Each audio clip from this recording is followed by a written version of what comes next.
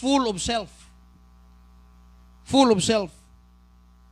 Puno, permit sa kagalingon. Ato nang i-check itong kagalingon, anak. Anang, puno, tas ito kagalingon.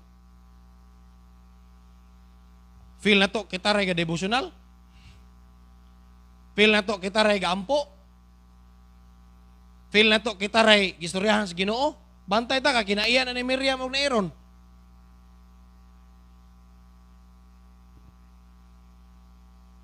They failed the task expected. Kuha naman ta ni, magtutudlo, kamao naman ta ni, pero naunsa man hinoon eh. Balik tas basic. It's not that wa sila kahibalo, kung dili, gipadaplin ang kahibalo. Letter C, unsay katulog butang nga nakababag or kining mga tawhana nagpabilin nga bata silang Kristiyanong kinabuhi. Letter C. Ato i-check ato gugulingon kay basig na ani nato. Letter C, they were cowards. Saan ang cowards? Saan ang coward? Talawan. Talawan. You cannot unlock another challenge if you are a coward. Di ka ka-unlock og laing door of opportunity sa mong kinabuhi kung talawan ka. Hello?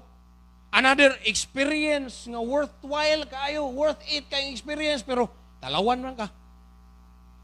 That would contribute to your leadership, that would contribute to your growth, pero talawan man ka.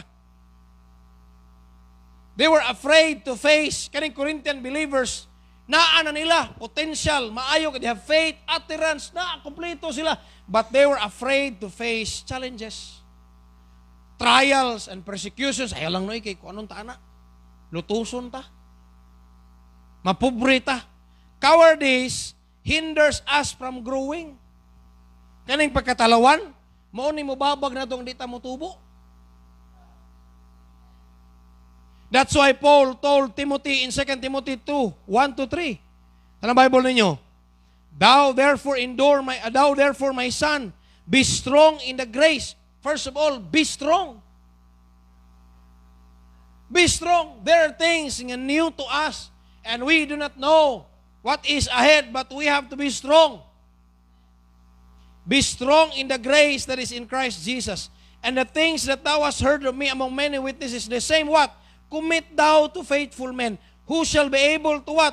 Teach others also. Teach others also. Thou therefore endure what? Hardness as a good soldier of Jesus Christ. Endure. Be strong. Endure hardness.